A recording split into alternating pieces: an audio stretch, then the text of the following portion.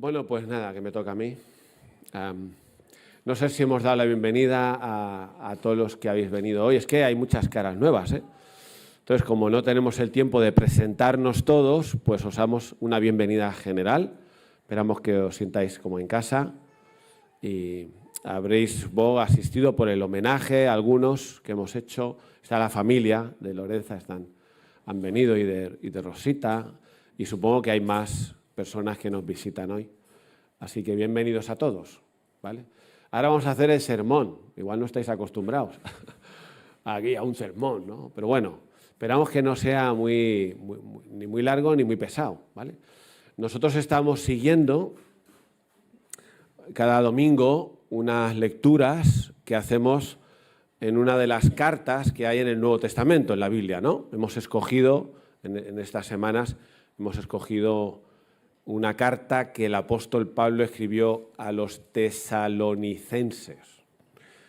O sea, los que estaban en una ciudad de Grecia que se llama Tesalónica, ¿vale? Esto lo explico porque así todo el mundo lo entiende, ¿no? Y el apóstol Pablo escribió esa carta. Entonces nosotros nos dedicamos aquí cada domingo a leer un trocito, ir avanzando, intentar sacar alguna enseñanza que nos sirve para nosotros, ¿vale? Aunque hace 2000 y pico años ya que eso se escribió, pero estamos convencidos de que lo que se escribió hace 2000 años fue inspirado por Dios a los autores que escribieron y tiene enseñanzas para nosotros, aunque han pasado, pues eso, 2000 y pico años. Y entonces hoy nos toca la segunda carta. Los que tenéis Biblia o lo soléis buscar, lo podéis buscar. La primera carta a los tesalonicenses en el capítulo 2, versículo 13. ¿Vale? Vamos a leer el trocito que nos toca para hoy, ¿vale?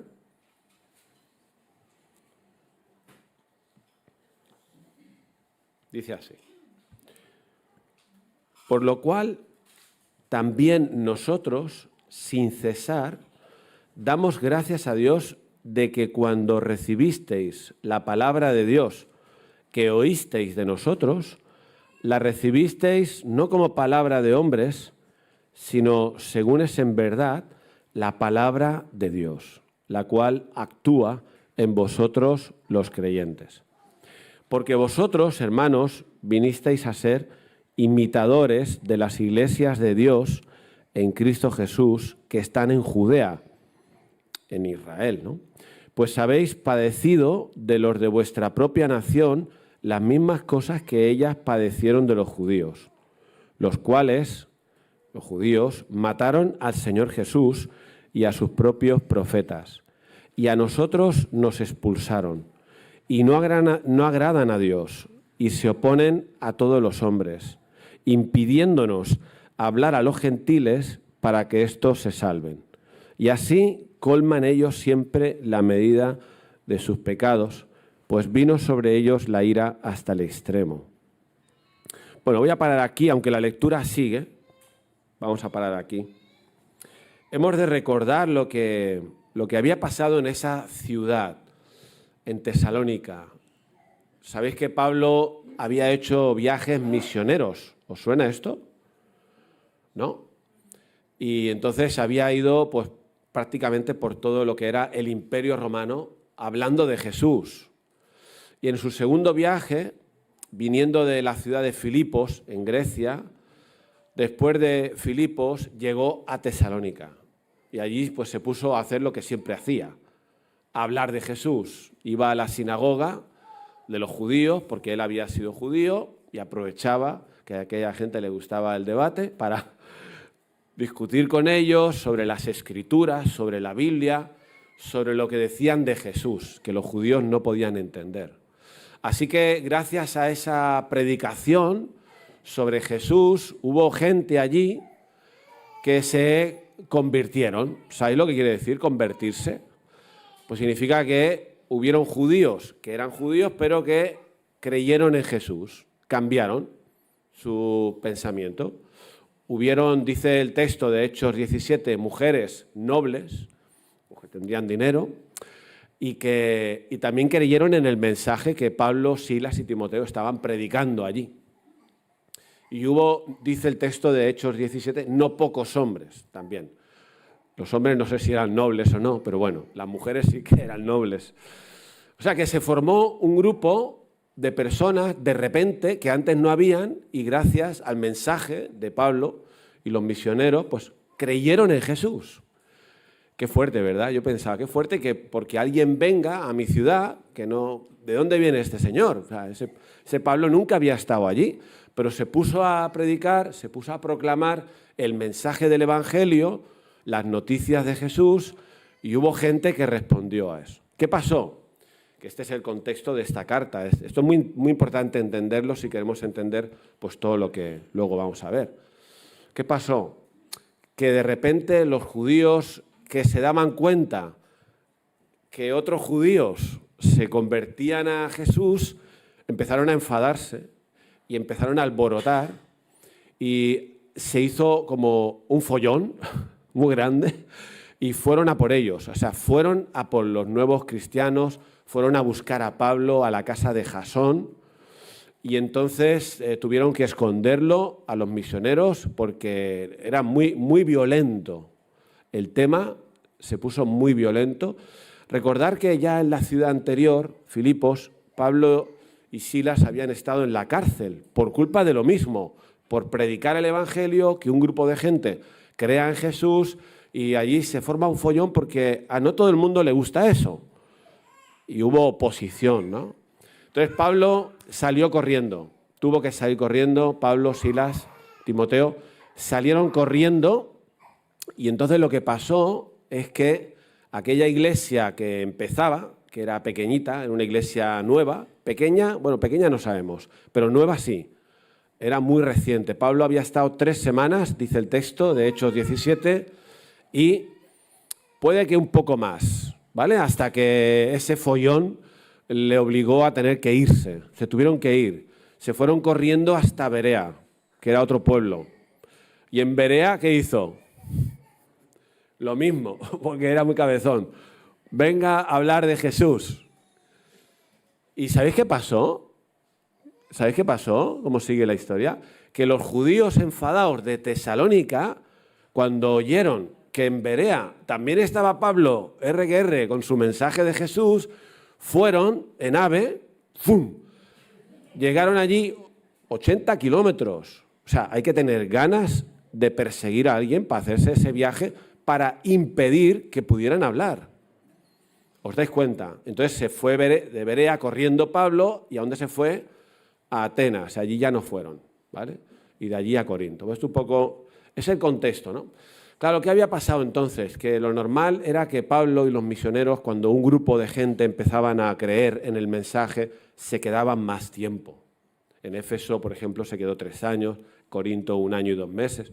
Pero allí no pudieron. Entonces, ¿qué pasó? Que Pablo se sintió como si abandonara a sus hijos. ¿Se entiende? O sea, se quedó hecho polvo. Luego tuvo que ir a Berea, luego a Atenas, y estando allí estaban con una preocupación. ¿Qué habrá pasado con aquellos, las mujeres nobles?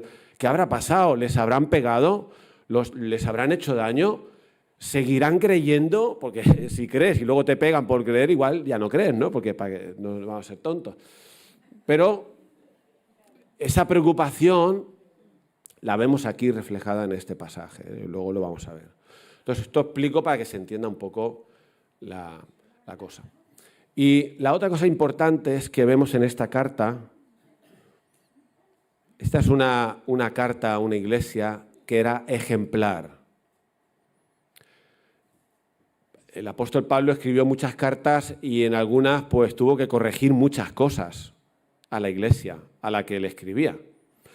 En esta ocasión, incluso hay libros que se han escrito sobre esta carta hablando de las señales de una iglesia auténtica. ¿Sí? O sea que, por un lado, vemos en esta carta cómo Pablo se preocupa por aquel grupo que dejó medio abandonado, pero por otro lado, Pablo alaba las virtudes de esta iglesia. Por ejemplo, en el primer capítulo, en un solo versículo les dice que nos acordamos de vosotros en nuestras oraciones, dice, por la obra de vuestra fe, el trabajo de vuestro amor, cómo se amaban entre ellos, y vuestra constancia en la esperanza que tenían en aquella iglesia de que algún día Jesús iba a volver. Y luego un poquito más adelante dicen que han sido ejemplo a todos los de la zona esa del norte de Grecia, Macedonia y Acaya, porque partiendo de vosotros ha sido divulgada la palabra del Señor. O sea, que aquellos no se habían venido abajo. Esos tesalonicenses que les estaban achuchando los judíos no se vinieron abajo con la presión. Y aunque se quedaron sin pastor, sin sus referentes, sino que dice el texto que divulgaron ellos solitos la palabra del Señor, no solo en su propia ciudad, sino en todo el norte de Grecia. Y dice Pablo, habéis sido ejemplo a todos. Una iglesia ejemplar. ¿Qué significa esto? Significa que cuando nosotros, ahora en el siglo XXI, nos acercamos a esta carta, podemos fijarnos en las cualidades de esta iglesia y querer imitarlas, ¿sí? La fe que tenían es algo a imitar por nosotros. El amor entre ellos es algo a imitar por nosotros. La esperanza en que Jesús va a volver es algo a imitar. Por eso dice que eran ejemplo. Y Pablo utiliza esa palabra también en el capítulo 1 y en nuestro capítulo. Vinisteis a ser imitadores. Esto me hacía pensar que esto ya es una aplicación para nosotros. Primero, que la iglesia, nosotros, tú y yo como creyentes, estamos llamados a ser ejemplo. La Iglesia de Libertad tiene que ser ejemplar en fe, amor, esperanza, en cómo nos convertimos de los ídolos a Dios para servir al Dios vivo y verdadero. Otra cualidad de esta iglesia. ¿Cómo fueron capaces aquellas gentes que quizá tenían otros dioses, los judíos no, pero los griegos sí, tenían otros dioses, pero cuando escucharon el mensaje del Evangelio, renunciaron completamente a su vida anterior para creer de verdad en Jesús y servir al Dios vivo y verdadero? Entonces nosotros tenemos que imitar el ejemplo de ellos y nosotros tenemos que ser ejemplares en todo eso. Tú y yo tenemos que ser ejemplo. No sé si tú crees que eres un ejemplo. ¿Qué dirías? Tú te miras a ti mismo, dirías que eres un ejemplo en cuanto a fe, amor, esperanza, dejar a un lado nuestros viejos amores, dioses, etcétera, para servir a Dios. Esa es nuestra experiencia cristiana. Esta es una pregunta que surge de esta reflexión, ¿no? De una iglesia ejemplar. Estamos llamados a ser ejemplo y que otros nos puedan imitar.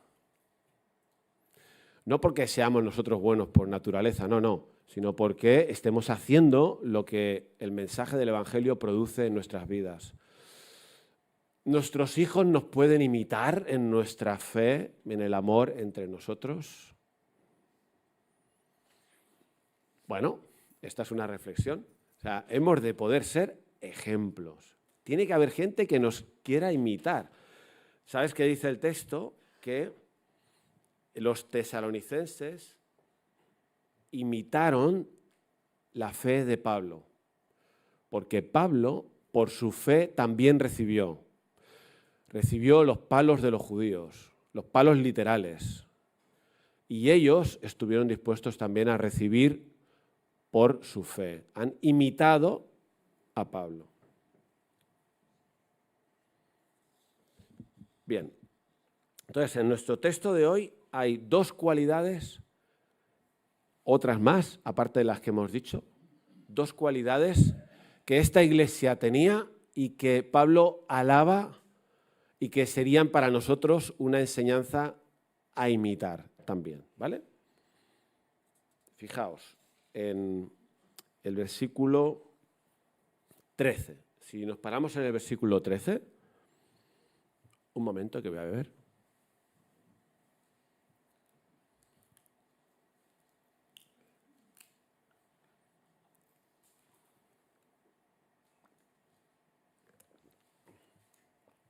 Perdonad la pausa, pero vais leyendo el 13, ¿no? Bueno, el 13 dice, por lo cual también nosotros, Pablo, Silas, Timoteo, sin cesar, damos gracias a Dios de que cuando recibisteis la palabra de Dios, que oísteis de nosotros, la recibisteis no como palabra de hombres, sino según es en verdad la palabra de Dios, la cual actúa en vosotros los creyentes.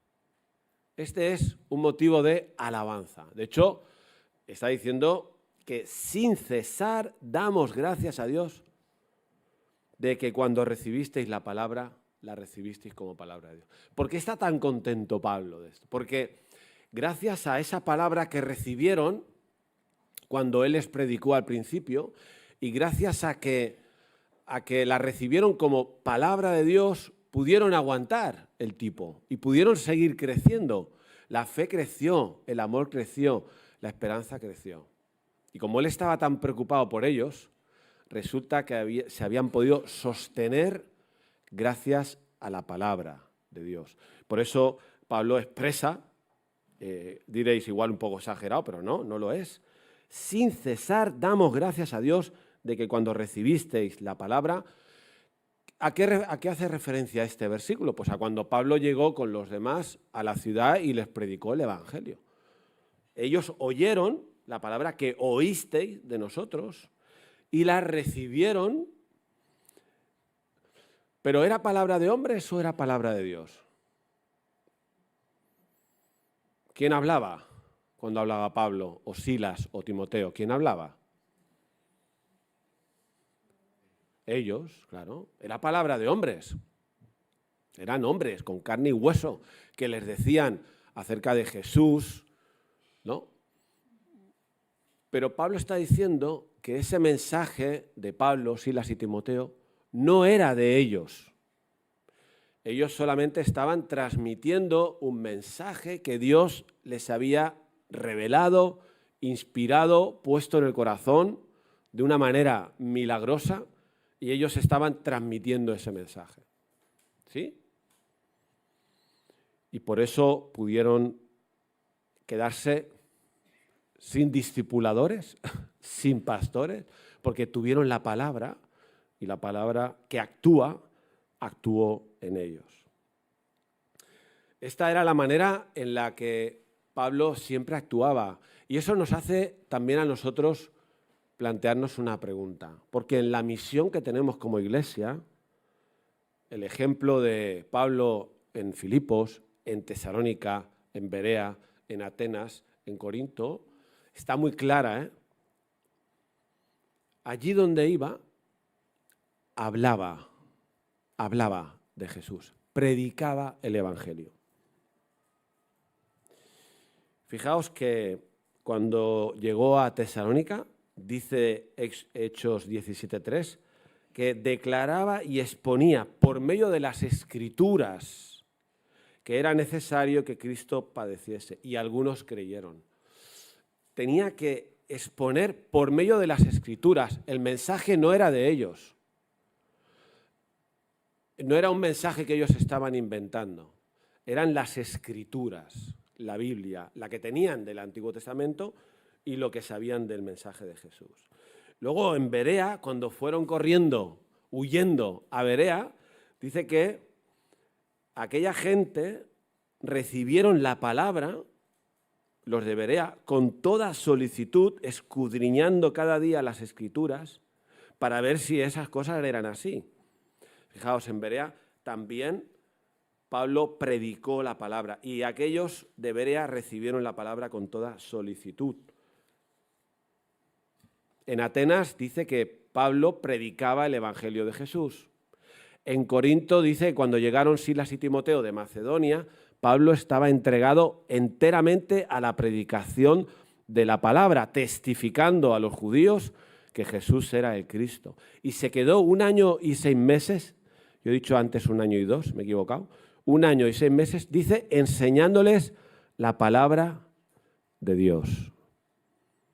Así que esto era lo normal en la misión que Pablo tenía. No quiere decir que no hiciera otra cosa en esa misión, pero esto era fundamental. Y vemos el fruto. El fruto es que había gente que escuchaba ese mensaje y que su vida cambiaba completamente. De ser judíos a cristianos, de ser griegos, quizás siguiendo otros dioses, en cristianos. ¿Por qué?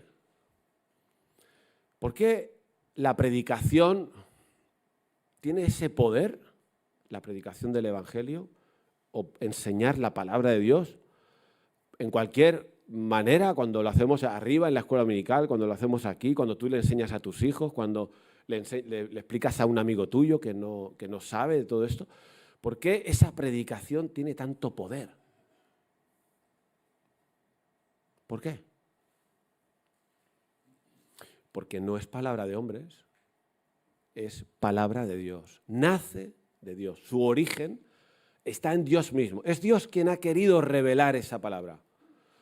Dice el autor de la carta a los Hebreos que Dios ha hablado muchas veces y de muchas maneras. Es Dios quien habla.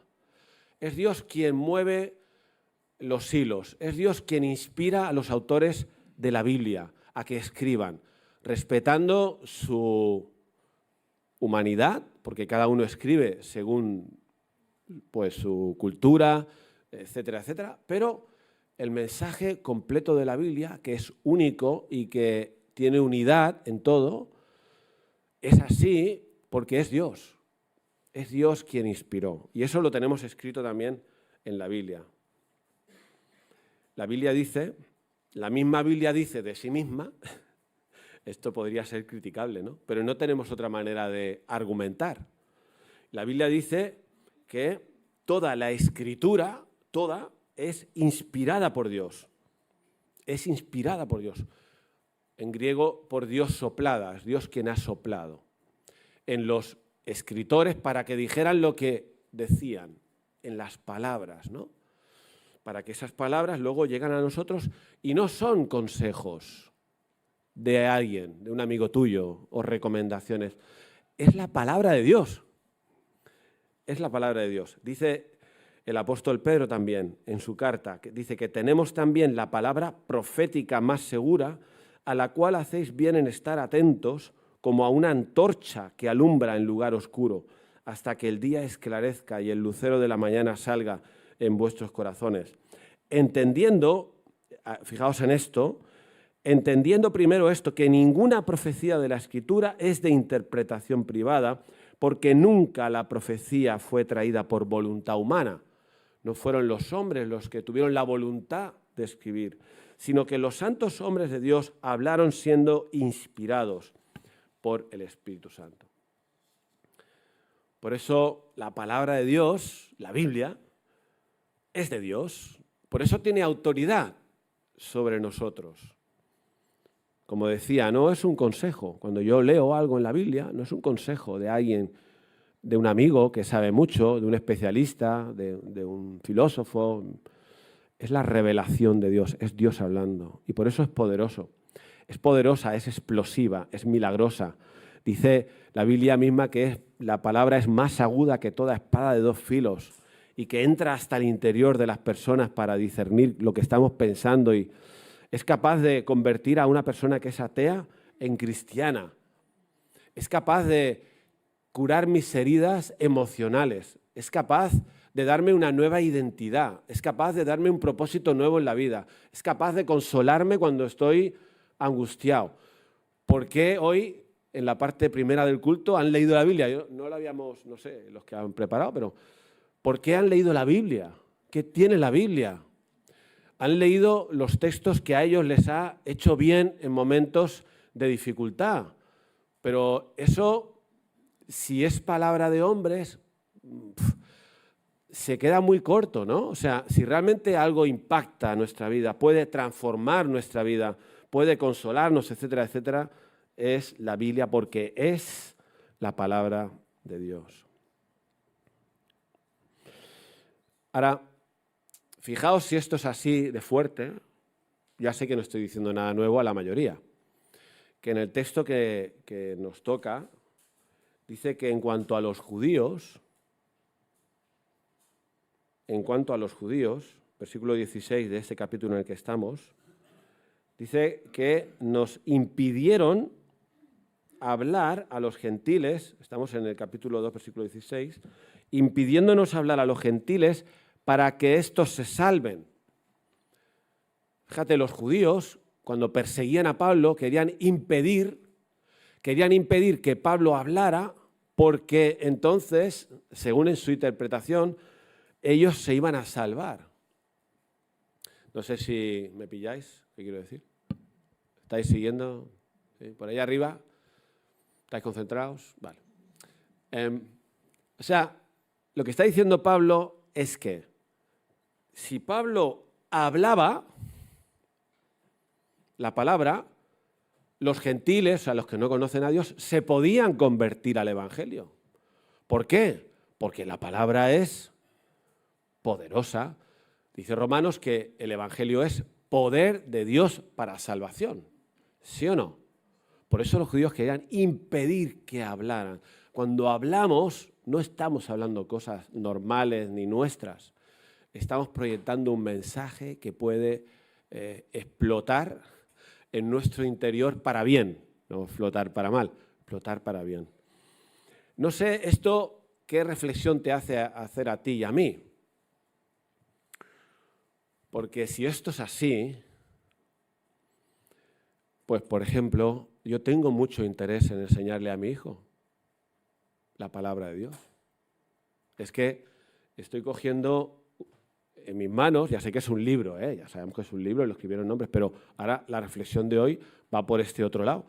Cuando yo hablo con mi hijo la palabra, estoy sembrando algo que puede transformarlo completamente. Incluso aunque él no lo sepa y ni quiera siquiera. Que algunos hijos nuestros igual ni quieren, ¿no?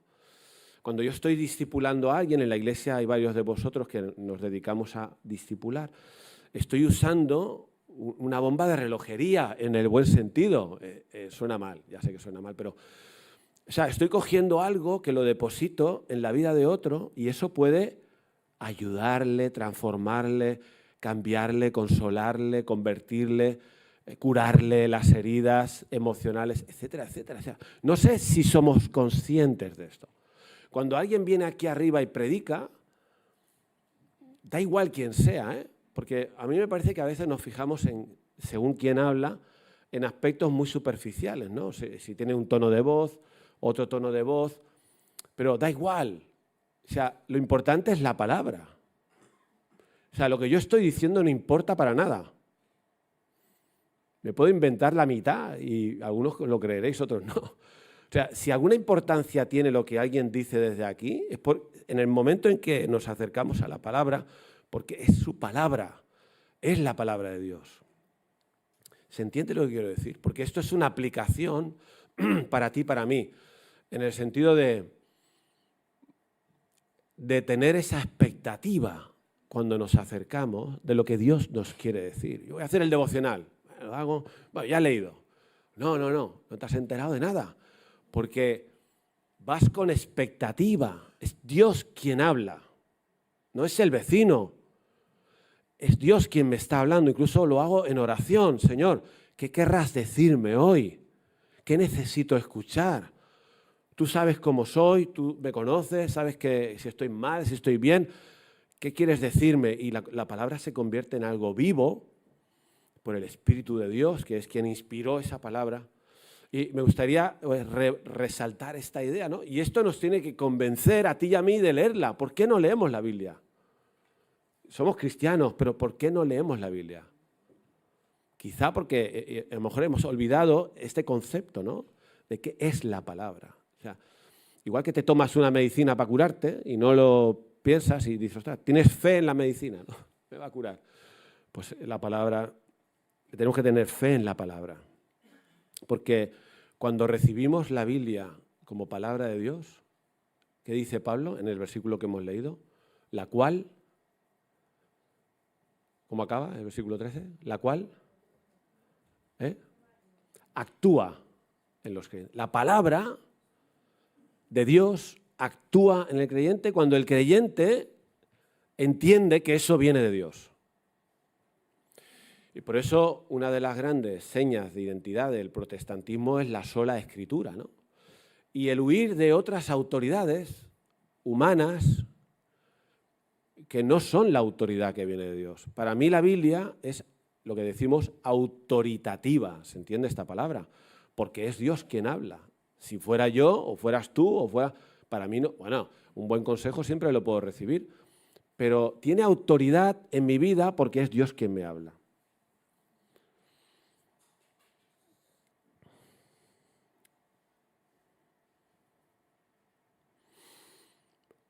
Y eso, ¿a dónde te lleva? ¿Y a dónde me lleva a mí? Esta iglesia era ejemplar, pero más adelante, en los 3 primeros capítulos, luego en el capítulo 4, no es que no fuera ejemplar, pero intuimos que pudiera haber algún problemilla con el tema de la sexualidad en los creyentes.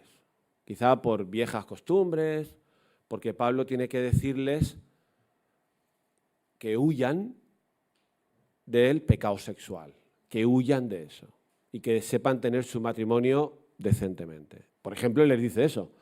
Claro, si para ellos la palabra de Dios era palabra de Dios, al escuchar esa recomendación, ¿qué tenían que hacer? Corregir, ¿no? Claro. Les había alabado por un montón de cosas buenas hasta aquí. Pues luego, capítulo 4, hay un par de enseñanzas, que una no es que sea para corregir, es para enseñar, pero la otra sí que parece que sea para corregir. Claro, la palabra de Dios, cuando tú la tomas como palabra de Dios, se convierte en una autoridad que no solo te consuela, te anima, te recuerda que el Señor está contigo, que el Espíritu Santo está en nosotros, sino que también tiene autoridad para corregirnos pues cuando alguna cosa no estamos haciendo conforme a esa palabra, ¿sí o no? Claro, entonces, ¿nosotros qué vamos a hacer cuando Dios nos dice algo que nos cuesta hacer? ¿Qué vamos a hacer? ¿Qué tenían que hacer aquellos tesalonicenses? Igual en los cultos griegos que hacían, iban a la prostitución sagrada y ahora Pablo, no sé si ese era el problema, Pablo está recomendándoles o diciéndoles que ojo con eso. ¿Qué tenían que hacer aquellos al leer esta carta? Corregir, ¿no? Obedecer, ¿no? Claro, ¿y esto es una aplicación para nosotros? ¿Y no será que nos cuesta un poco? Porque si yo tengo que perdonar a alguien porque Dios lo dice, ¿lo voy a hacer? ¿O no voy a perdonar? Si yo tengo que pedir perdón a alguien, ¿lo voy a hacer? Si justo estoy enfadado con alguien y leo, ¡ostras! Tienes que perdonar o pedir perdón o ir a arreglar el problema con la persona. ¿Qué tengo que hacer en ese momento cuando lo leo? Bueno, esta parte no. Lo otro sí, pero esto no me gusta, ¿no? Claro, ¿qué dice Dios sobre la sexualidad? ¿Qué dice Dios sobre el divorcio? ¿Qué dice Dios sobre el dinero? Sobre la generosidad, sobre la ayuda a los pobres, sobre la iglesia que está en misión aquí, que no está pues, para estar acomodada. O sea, la Biblia dice un montón de cosas, Jesús nos ha dejado un montón de cosas. No todos son mandamientos, pero los hay que sí, ¿no? Claro, ¿yo cómo lo tomo eso? Yo me doy cuenta que Dios tiene un problema. Yo.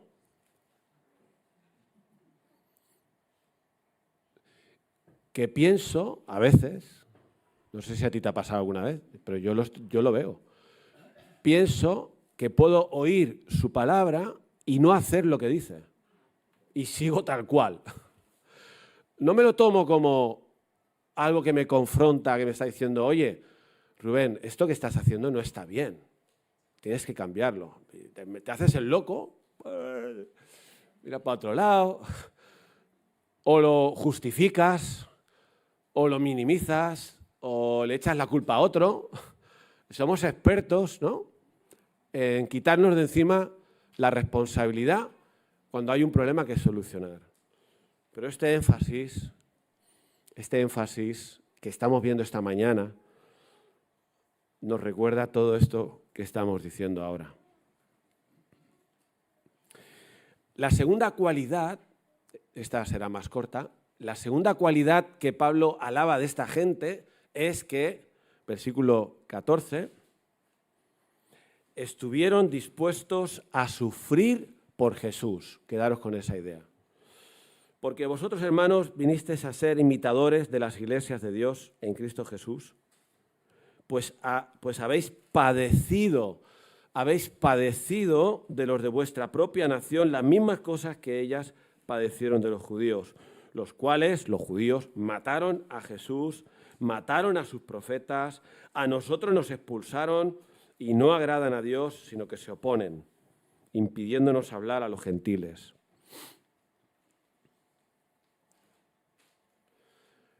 ¿Sabéis que cuando Pablo estaba sufriendo en Atenas, envía a Timoteo para que vea cómo está esta gente?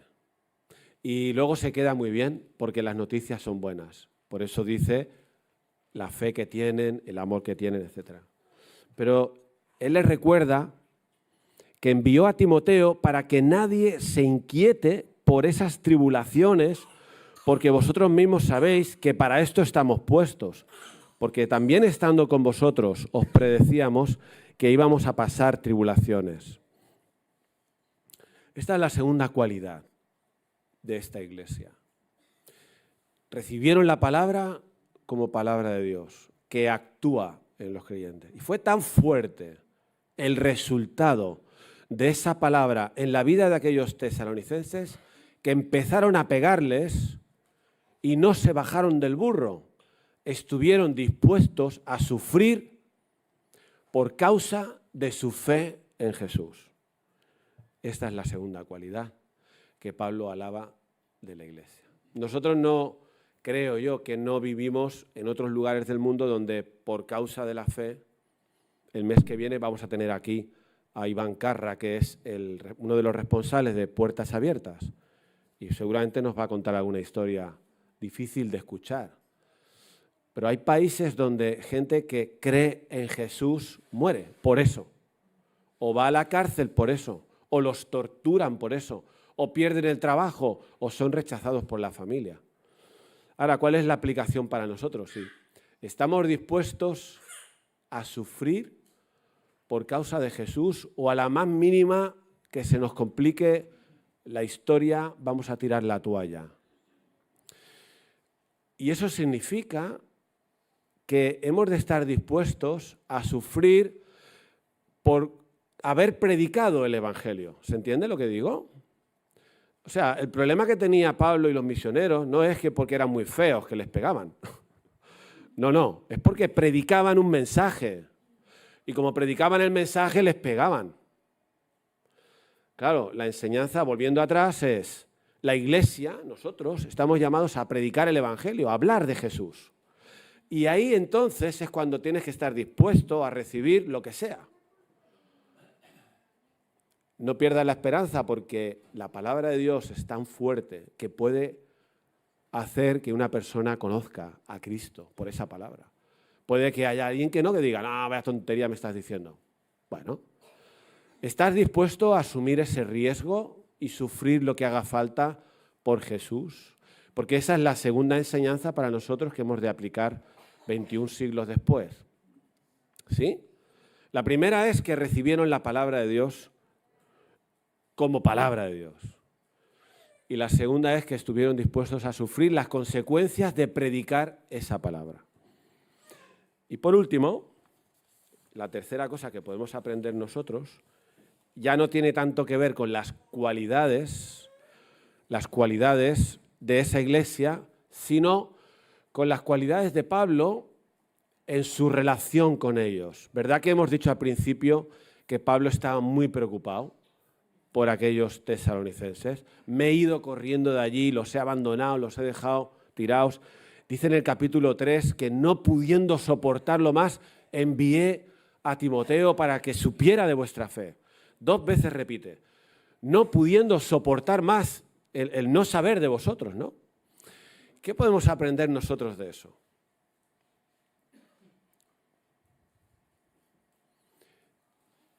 Es el amor a los hermanos, el interés por la fe de los hermanos. Los que estamos aquí y, por ejemplo, discipulamos, o los que estamos aquí y predicamos, o los pastores en general, deberíamos aprender de Pablo su interés por la vida de las personas que había dejado un poco a su suerte, ¿me entiendes? ¿Podemos aprender esto? Pablo es un ejemplo en esta carta de cómo habla con tanto amor por aquellos que él había dejado. Y eso es un ejemplo para nosotros, de interés por las personas, de preocupación por una preocupación pastoral, por el que discipulo, por el que enseño, por mis alumnos de la clase escuela dominical, etcétera, etcétera. Eso lo podemos aprender también. Él dice en el versículo 17, pero nosotros, hermanos, cambiando de tema, esto que estoy diciendo ahora, separados de vosotros por un poco de tiempo, en el griego dice arrancados de vosotros. Fuimos arrancados de vosotros por un poco de tiempo, de vista, pero no de corazón. Tanto más procuramos, con mucho deseo, ver vuestro rostro, por lo cual quisimos ir a veros, etcétera. Lo dejo aquí. ¿Sabéis esa señora de quien han leído la poesía? Yo le he dicho alguna vez esto. Esa señora y los que eran como ella, la señora Vera, ya sé que me repito como los mayores, porque vamos camino, ¿no? Esto que hoy hemos predicado aquí, lo han ejemplificado en su vida los creyentes que empezaron en San Boi la obra. Nuestros mayores, los mayores de la Merche. La Merche estaba también ella. O sea, eres mayor, pero era jovencita allí. Y el Antonio Rico y la Toñi estaban allí. Ellos predicaban a destajo, sin parar, sin vergüenza, en cualquier lugar. Y el Evangelio creció tanto en San Boi que de repente habían 40, 50 personas metidas en un comedor en la calle Mosensíntu Verdaguer. Y alguno de los que está aquí vigilando en la azotea si la Guardia Civil asomaba, porque en aquel momento la predicación de la palabra llevaba la persecución. Algunos pastores en esa época estuvieron en la cárcel y otros que no eran pastores. Así que ya que estamos haciendo el homenaje a nuestros mayores y la semana que viene celebrando un aniversario nuevo de la Iglesia, pensemos en el ejemplo que nos dejaron los que ya casi ninguno está aquí, los señores Fauli, etcétera, etcétera. Porque yo soy testigo de eso, ¿eh? Yo era un crío aquí en la iglesia, tenía 7 años. Bueno, igual no me enteraba de nada, pero un poquito más grande ya me enteraba. Y cuando empecé de pastor, que iba a verles a estos hermanos a los hospitales, esto lo he contado, ¿verdad? Nos ponían en compromiso con todos los que estaban en las camas. En el comarcal a veces habían 4 camas. Y la señora Vera, la abuela de los Bardés, decía, este es el pastor y ahora os va a predicar. Y tú tenías que predicarle la palabra, si tuvieras vergüenza o no tuvieras vergüenza, pues algo tenías que decir, claro. Ellos no tenían vergüenza, eran sinvergüenzas. Y alguien de las yayas esas, en su testimonio, si lo contaran, te diría, no sé quién, igual la señora Gregoria lo sabe, o fue ella, una de estas, creo que la señora Vera, en la parada de autobús, esperando un autobús, que se junta gente, empezó a explicar de Jesús y la sangre de Jesús que lava todo pecado, ¡ah, arrepentidos pecadores! Y se convirtió esta hermana, que luego ha sido parte de la iglesia. ¿Tú harías eso? No, en la parada de autobús. ¿Y por qué no? Ya sé que tenemos otro estilo, pero al final deberíamos de estar convencidos de que el mensaje de la palabra y del Evangelio es lo que salva, es lo que entra en la mente, en el corazón, es lo que convence. No somos nosotros ni nuestra inteligencia. Es el milagro de Dios hablando hoy a este mundo. Así que nada, esperamos que el Señor nos ayude a poder hacer todas estas cosas que decimos, ¿vale? Terminamos aquí.